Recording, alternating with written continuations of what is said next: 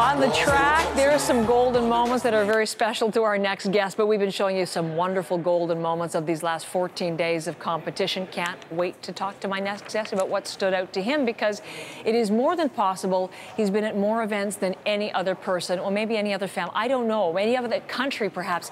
Curt Harnett, the chef de mission, I brought you a throat lozenge. Oh. I thought you might, I didn't think you'd have any voice left. That's where I found a happy place. My voice found its happy medium. So. I thought you might, I really didn't know how much you'd have left to talk to me this morning. Started the first day, July 7th, when both men's and women's water polo. I walked out of the Markham pool, and I was like, oh, man. Oh, I'm kind of screwed, man.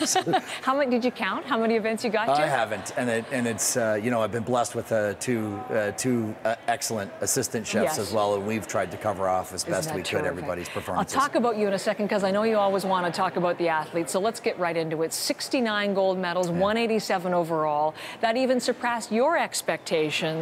How satisfying, how do you sum it up so far? Well, my expectations were what the athletes were capable and able to do. I think the exciting thing is the number of athletes that have risen to that occasion, or the occasion of competing at home in front of a home crowd. For me, you know, just the impact or the response that they were able to not only experience, but then to deliver on is really proud for me to see that. I've sort of associated it with being like a proud parent, you know, that opportunity for them. Well, you say your job is to let them shine. Yeah, well, and they have. They have, and one of the things is, as we've seen in the stands, as we've seen in the crowds, is that Canadians have shined as well.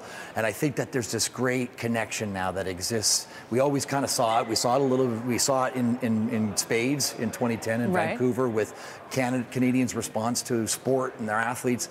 Kind of hoped that would happen here in this region, and it paid off in spades. It has.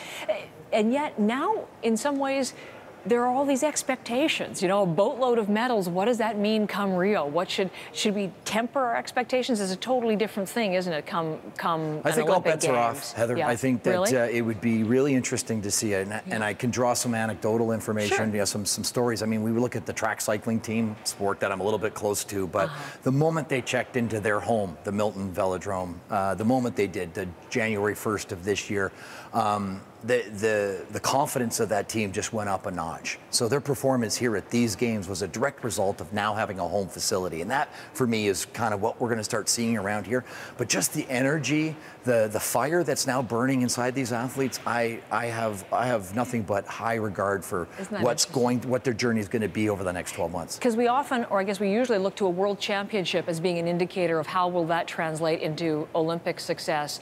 But these Pan Am Games, maybe differently, might be an indicator more than they might usually. Is that a fair assessment? That let's see what happens now as these athletes go off. You know, we're sort of mid-season for many of these athletes that have world qualifiers, world championships that sort of come as a result of, or just as their journey passed through this summer. This is, you know, Toronto and their desire, the requirement, you know, their passion to come here and compete at home was profound. And for me, that's an amazing experience that they will take with them as they continue on their journey. Was there, of the 69 gold medals and the other many medals winning performances, was there anything that surprised you, or anything that, you know, is for you the one that says it all?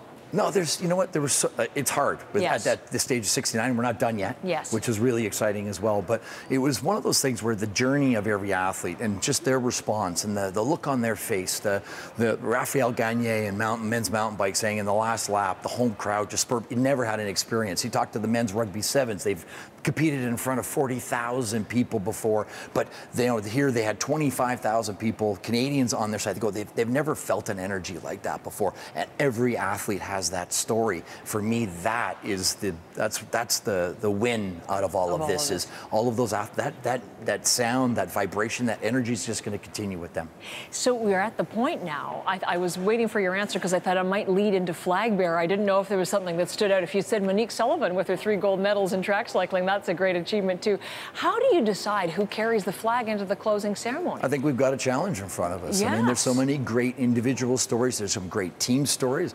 Obviously, Monique's story is fabulous. We've got Ellie Black. We've got, you know, your poll, your CBC Online poll with the names that showed up there. Ellie Black's way in the lead in that one. It's kind of not hard to, you know, it's how we all responded to this. And who decides that, Curt? Well, we have a little group of, and we have a committee that makes that decision. And of course, we're not done yet. The stories aren't done unfolding. We will be announcing to Canadians from all across this land at noon on Sunday who the flag bearer. Noon on Sunday, so right on the very last day. Absolutely. So 48 hours of competition. Still stories. There's still so many things to happen which have been extraordinary over these last days. For you as chef, I mean, you've been, as we've said, you've just been an excellent chef from the beginning and such a strong proponent of these games. What's been the most satisfying component? Actually doing the job, experiencing it, living it, what's been the best part? It was a 2-year journey to this point. And you know, it's the response of Canadians to our athletes. It's kind of that moment of we do care. They showed that they cared. They showed that they're proud. They do want our athletes to achieve. And then our athletes rising to the occasion. Our athletes coming out here and saying, yeah, I'm in it to win it. I'm here to win. I'm not here to place or do a personal best. I'm here to win this competition and take that energy with me as I continue on my journey. For me, the legacy of these games, these organizers have been world class. I've had countries, you know, the chefs of other countries come and give me hugs. Say that this is Olympic level, if not even better. And for me, that there's a significant amount of pride that I hold in my heart for the whole program. Wow, job well done. Thank you. Thank you for coming back again. I can see it's emotional for you. It's been a good ride. All right, and there's a good good cycling analogy on which to end. Curt Harnett, thanks again for coming in. Thank you for your great work. Thanks. Turns, fires. It's off. And Pan American gold for the red and white. Don't know who's chosen for the podium. You're looking at the true.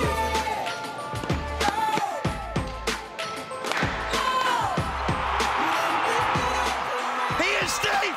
Team Canada wins the gold medal. You made a gladiator out of me.